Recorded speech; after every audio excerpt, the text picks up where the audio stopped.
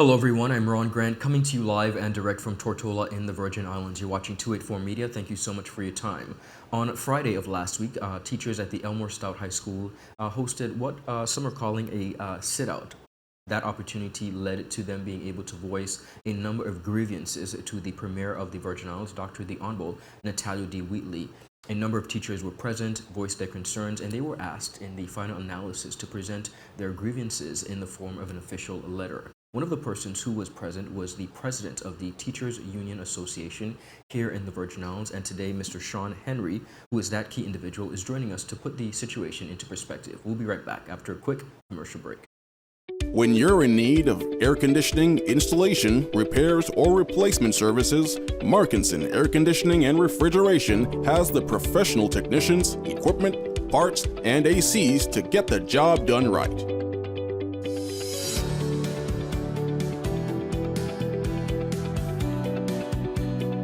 Markinson Air Conditioning and Refrigeration carries top brands like Daikin, Aircon, Mitsubishi, and more. We're open Monday to Saturday from 8 a.m. to 5 p.m. Located in Fish Bay. Telephone 340-4114 or 343-9511. Markinson Air Conditioning and Refrigeration, providing exceptional services to the British Virgin Islands since 2015.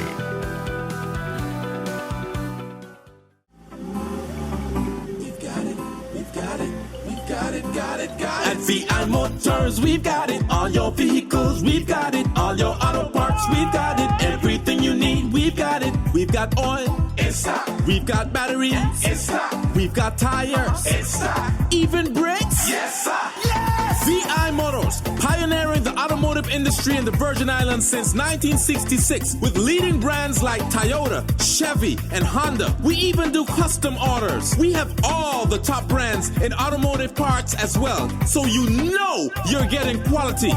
Come visit us at Duff's Bottom, Tortola. Go to our website at vimotors.com or just call us at 494-2496. Remember, VI Motors, we've got it. All your vehicles, we've got it. All your auto parts, we've got it. Everything you need, we've got it.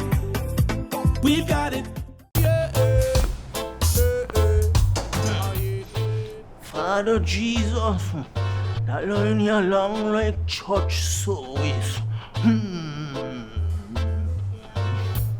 Alright, do enjoy the rest of the day. Next customer line, please. Wait, hold on a second. Yes, Sonny boy, come, yes, son. Good morning. Good morning, Sonny boy. Hold on there. You must have cut fun topic. It's okay, I'll take care of it. What? No man, forget you. How may I assist you?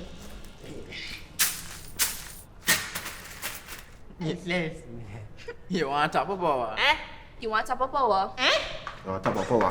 Join the prepaid party with CCT and enjoy more affordable data plans, more top-up promotions, more savings with hero bundles, and more value for your money each and every Tuesday with Top Up Turn Up Tuesday. Visit a CCT store today or anywhere CCT Top Up is sold and top up your phone. 5, 10, 15, 20, 25, 30. You want top of power?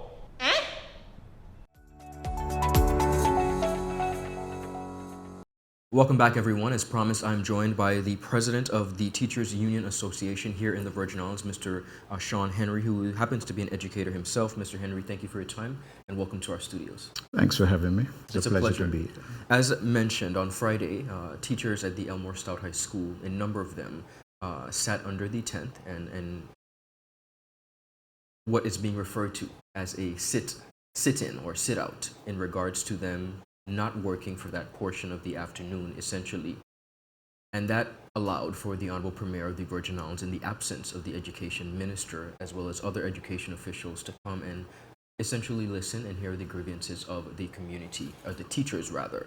I want to be able to put that into perspective and that situation and where we're going from there. But before we get to that, as president, can you identify and speak to the role of the Teachers Union Association here in the Virgin Islands? Well, we are the organization based on the the teachers of the BVI, who look out for the benevolence of teachers, basically. We look out to see that conditions of work are based on their human rights and so forth, and follow the best practices of proper employment practices and human rights when it comes to the teachers in the BVI. We look and make sure that their environments are safe. We also make sure that the terms and conditions of work are safe. We look at there are no unfair expectations that are put forward in front of them. We basically, if you want to put it, are the voice of the teachers. We, based on the fact that if one teacher gets up and speaks, you can ultimately pinpoint that teacher and probably organize to silence them. But we are the amplified voice of the teachers. So we bring the positions out and make sure that they are dealt with. We come to some resolution as it goes. Yes. In being the amplified voice for teachers, can you put into perspective what transpired on Friday at the Elmore Stout High School? Well, I was made aware of it. My vice president contacted me on Friday and told me that the teachers were taking a solidarity action. Apparently, the technical department were nestled in weeds, as you may put it. Their area was not cut and prepared for them to enter the classrooms. I could remember one of the teachers telling me that as they were walking on the corridor, they were tripping over the weeds that grew up and went along the corridor. I did go and check, and the situation was there. You can see where the weeds have grown high in certain areas, which is not safe if you have to look at it from a perspective of an institution where you have kids, students that are on their own, up and down. So they chose to hold their classes under the tent. Okay. Until that would have been rectified. And I think it took the major part of the week before they were actually, finally on Friday, I think they were told that, well, this issue would have been cleared by Monday, which is this Monday. Today? Yeah. I did pass on the weekend and realized that they were doing some cutting. But at the end of the day, now with that focus, then all the different issues now are coming out because the teachers are now standing in solidarity, so they're able to explain in support of this wrong. technical department, their colleagues. Yeah, so it started there and then it just blossomed into this. Yes. And when you say standing in solidarity, I want to speak to some of the issues that were presented by teachers. The cutting of the grass or the maintaining of the grass, that's how it started out. But overall, what were some of the grievances that were shared by teachers? Well, I kind of separated it into three areas. I started with the yard, the basic aesthetics. Well, the yard needs to be prepared for the new year. I had initial conversations. I spoke to the powers that be about the condition, the basic condition. And this is not even from a point of the teachers. They may give me flack for that, but I was looking out more for the children. Okay. Because if you go on a campus, you don't get a feeling where you are in a learning environment. It's almost like you're in a construction zone still. And that's the tone that you get from that, yes. High School. Okay. So the incompleteness of the campus would now set the child to be in a particular mind frame. They're not settled. They can't just come out and be relaxed into an environment. It's crazy. I was wondering if they could have some gravel placed on some of the open areas to keep down the dust and so forth. Understood. Because of dust, they cut the grass so you can keep down that.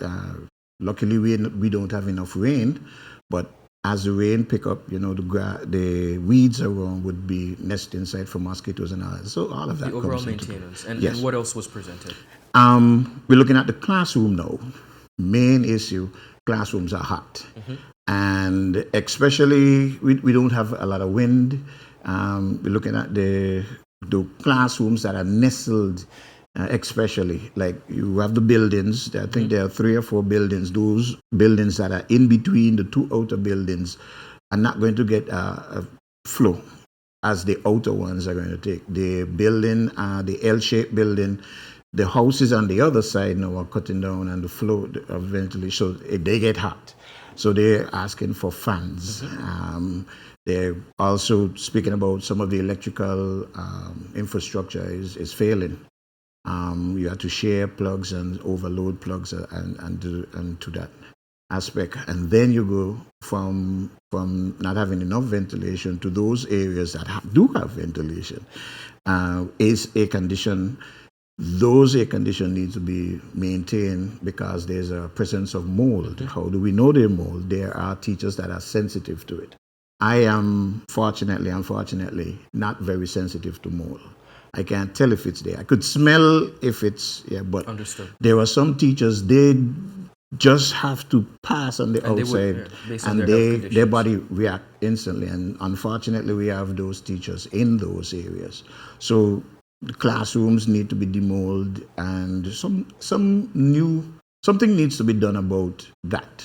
Understood. Either that you have a consistent cleaning schedule or something, but the mold also was a problem in the classroom themselves. One of the things that the Honorable Premier of the Territory stated in his official comments on the afternoon in speaking to media was the breakdown in communication, the apparent breakdown in communication as it pertains to getting these concerns to the right persons. What would you say from a teachers union perspective, President, as it pertains to the fact that the teachers may have very well been voicing these concerns over a period of time, but it has not gotten not only attention, but it hasn't reached to the channels that would affect change? I hate to have to hear this.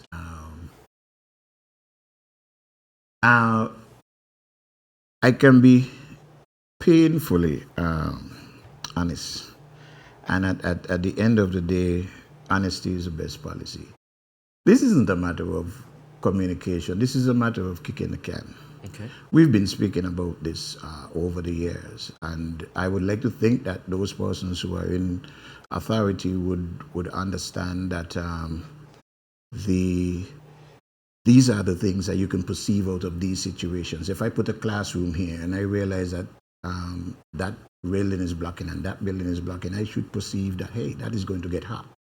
And over the summer, when we had that heat, the summer's heat, that would indicate that, hey, we're going to have a hot beginning of the season. So to say that communication breakdown, I think it is a matter that we are looking away from it. Understood. And I think that we are trying to push as much as we can where people can forget it or people not speak about it, because it has been said all of this time, which means that you technically need to have these as benchmarks that you're going to meet as you're opening. When I'm opening campus, grounds, is it cut? Is it set?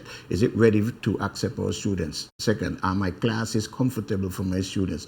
These are things that we should go through. So saying that you need to be told every single year that this is the case, it kind of messes me up when you say that there's a communication breakdown. That's like me having to tell the child that I'm teaching every single time the particular method that he should do to solve a problem every single time he's about to solve a problem.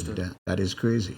You mentioned summer, and one of the things that the general public is concerned about is why a lot of these maintenance matters were not dealt with over the summer holidays. Of course, the union represents all schools, all teachers, yes, right? The Joyce Samuel Primary School, for example, had a delayed opening of their school because of a lack of a number of maintenance aspects. Yes. From your perspective in the union, can you speak to,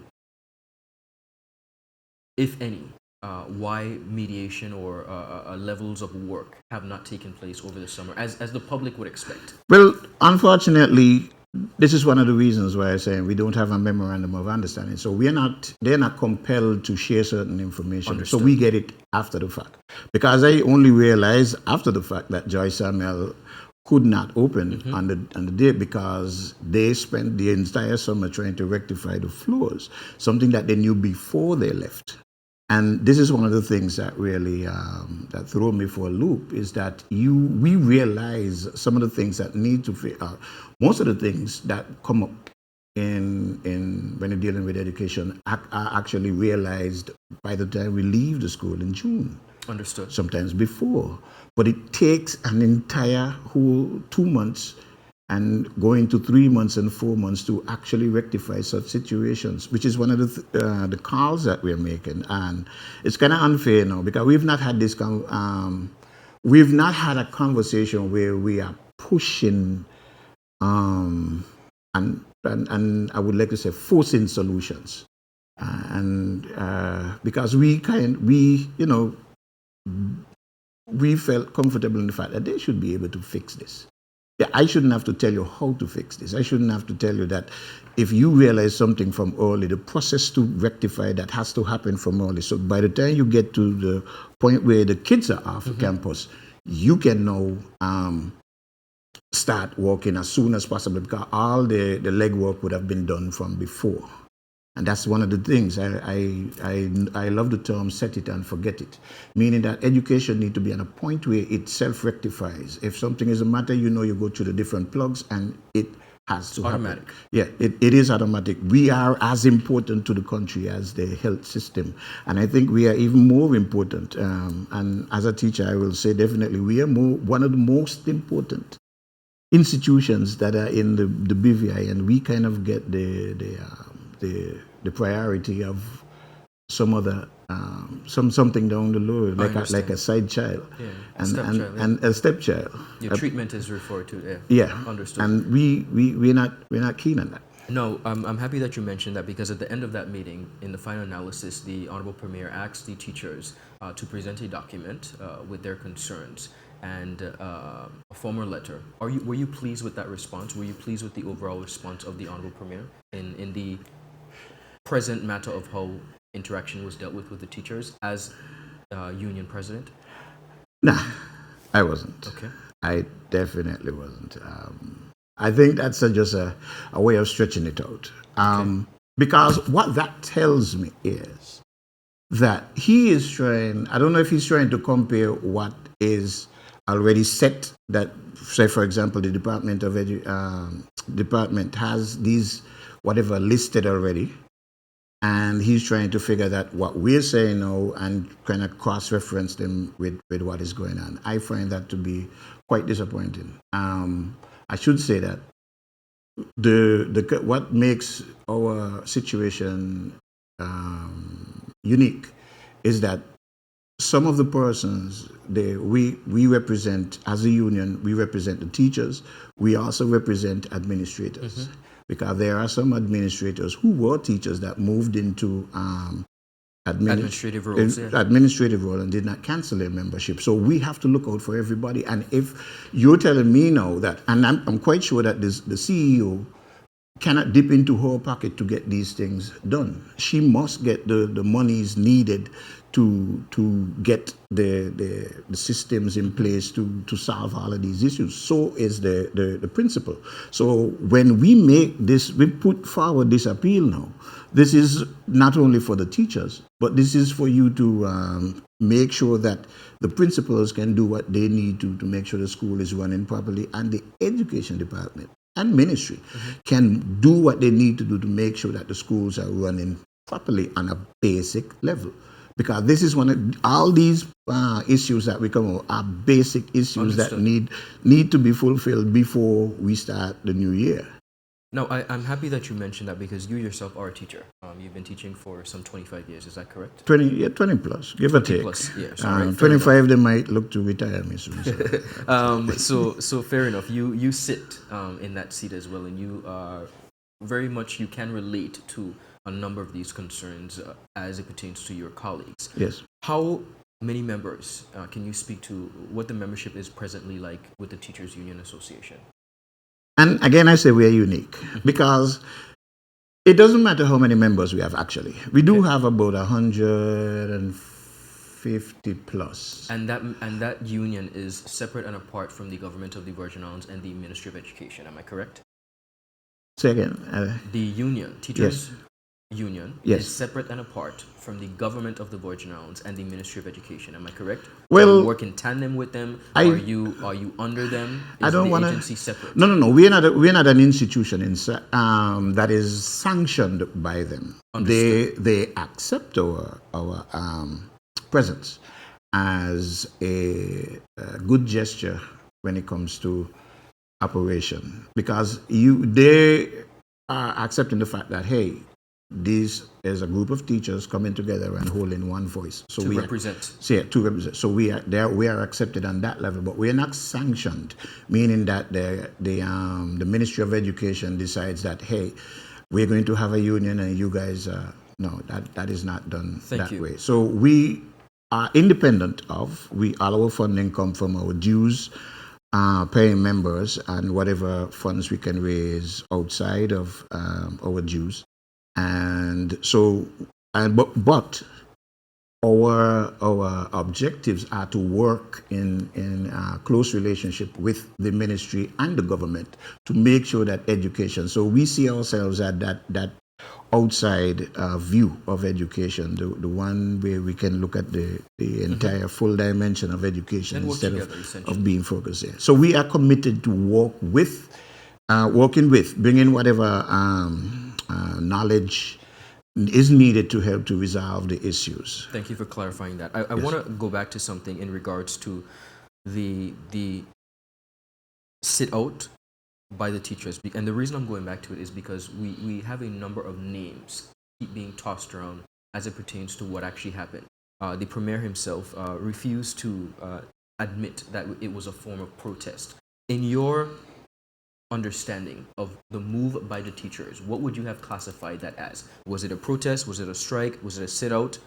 What levels of memorandum of understanding is there to be able to clarify what took place? I like to put it like this. If you are in a situation where you're doing something that is quite harmful to your body, say for example, it is you're beating your hand against the wall. When that hand becomes extremely painful, are you going to say that the hand is working against the body, or the hand is just reacting to what the body is subjecting it to? Because that's what we did. We have been in this position years over years, coming into the school year, and we are at a deficit. And coming into another school year, we are at a deficit. And another school year, we are at a deficit. We work in the affective domain. We work with our brains. We work in our mental. This isn't about we are a mason. He could fix his quality or the material that he used. We use our brains. And issues can build up in our brains. You might not. It may not happen on the first go, the second go, the third go, but trust me, on the fourth and the fifth go, your brain is now going haywire. And our teachers got to the point where they cannot exist in this environment. So they decided, hey, when I'm speaking to my authority seems to be as powerless as I am. So this needs to be fixed. And this is what it was. So I don't even want to call it a strike or an action. This is a reaction to the mess that they were facing as they got into a new year with a new with a spirit of going full steam ahead. And you're looking around and you realize that nothing is looking on the positive. There were some public cries of frustration when it came to the fact that the teachers made this stance. There were some persons, parents particularly, who seemed not happy with the move by the teachers. What would you like the general public to understand about the situation, and moreover, the level of environment for which the teachers have been essentially forced to accommodate in? What would you say to the general public? What would you like them most to understand about this entire picture? Parents, guardians, and the wider community. The teachers are not asking about their comfort, if you have to look at it. Of course, they're going to be comfortable if the area is comfortable. But think of your child and what your child has to live through. Hot classrooms, weeds all around, muddy, potentially dry and dusty environment, or whenever it rains, wet and muddy environment. Think about your classrooms are moldy, wondering why your child is coming home sick. and you're not able to figure out that, hey, it's the mold in the classroom that is there. Imagine your child come home and with a limited knowledge of what's in what they're teaching, because that teacher is not financially stable enough to go and buy the extra resources to bring aids to the classroom so that they can bring forward the concept in a better way. Imagine all of these things. Who do you think that the teachers are really looking out for? It can't be themselves. Otherwise, all we would be there is saying, we want more money, because with more money, I could do more things with my time. But we're asking about the conditions, improving the conditions of our environment, because our working environment is our students' learning environment. And the better that environment looks, the more the potential is for the child to learn. Less distraction, less environmental concerns, and so forth. So at the end of the day, we understand that parents would prefer to see us trudging along and going. But if we have to consider it, that would have mean that the teachers would practically go out and cut grass themselves, paint the classrooms, buy the resources, Which they have continued to do. get fan. I mean, I could tell you at my school, our teachers were there painting classrooms. I mean, they didn't do the outside of the class, but if you go to the classrooms, they are painted. And then when you look at it, they're decorating their classrooms to bring forward that type of concept. Absolutely. So that the child now coming into the thing can see some sort of renewed and refreshed movement on their journey, and their learning journey. So at the end of the day, I guess it's not a favorable action. But again, when the pain gets to the point, whatever you do is not ever going to be a favorable action. Nobody smiles with a broken hand going into the hospital and say, hey, I got a broken hand. And say, no, they're going crying. But then they're going to get it fixed. So we're just asking for the government to make education a priority. And I'm not even digging on my minister, well, the minister is not a member, but my CEO is a member. The principal is a member. I have to put myself in their position. Imagine when your employees, the persons you're responsible for, are coming to you and saying, I would like to have this. I would like to feel safe in my environment. And you are saying, well, I would like to help you, but I can't. That is not a good feeling. That powerlessness is crazy. But then you also have the power to write me up and then get me in a... If I show up short, you are able to come and pull me up and do that kind of thing. But then when we have to balance it, you can do that to me, but my conditions over here, you have no power to fix. Understood. And then this bleeds into the fact that I may not even be the best teacher, because it bleeds. Everything is in your mental, so everything intermingles. So in the final analysis, the concerns have been brought to the attention of the authorities in a very public way. Moving forward, whether it be in a time frame or holistically, what is the union expecting from the powers that be moving forward? I expect the government of the BVI to have a renewed intention to empower our leaders to lead. Whatever you are as a leader in the education system, I'm going to be biased on that also. Empower that leader to lead. If there is an issue, find out if that particular leader has a solution, and give that leader the ability to resolve that issue. That is one of the things that is really hurting us. Because even though some of the principals, the teachers, the administrators in the education ministry, so they have ideas, but they cannot put those ideas. They cannot put those ideas into place to resolve the issues, because they have to worry about, where am I going to get money from? Where am I going to get this from? How do I streamline my procurement process so that it lines up with the fact that by the time they're finished, boom, I'm ready to click into my classroom and go. I need the government of the BVI, and the Premier said that is a wide statement. But if I had to go through each and every issue and say, oh, do this for that, do that for that, do that for that, do that for it's you're going to say, oh, that list is too long. Give my leaders the power to lead. You understand? Give them the ability to solve their problems, and not on a right now basis, on a longevity basis. They have to be able to solve the issues so that 10 years down the line, that system is fixing itself and you can rectify it as you go. That is one of the things that we are missing in education, because we are too reactive at the end of the day. We need to be proactive in a lot of these cases, especially in these cases. These are supposed to be proactive issues. There are supposed to be systems in place now to deal with all of these things, and they're not. We're just reacting to them as they go. And that's one of the things that we need to think. So please, the powers that be. You could speak directly to the camera right there. Yes, please. Empower our leaders to lead. Find out what they're thinking. Find out how they would like to go from point A to point B, and give them that opportunity. At the end of the day, that is going to put education on the level that we are. I would like you to hold each leader to be innovative, to be forward-thinking in education, not to have the excuse of, well, they're not going to give me anything for this, so I don't have to think about this. That is crazy. That is accepting mediocrity just because it's cheaper for you. Empower our leaders to lead. Mr. Henry, I want to thank you so much for coming to our studios and shedding light on this matter. We continue to wish you and the entire Teachers Union the very best. Thank you so much for your time. You're welcome. Thanks for having me. Absolutely. Viewers, you heard it from the president of the Teachers Union Association here in the British Virgin Islands, speaking, of course, on the grievances and concerns that have been presented, particularly from the teachers of the Elmore Stout High School. I'm Ron Grant. Have a beautiful rest of the day. Bye-bye.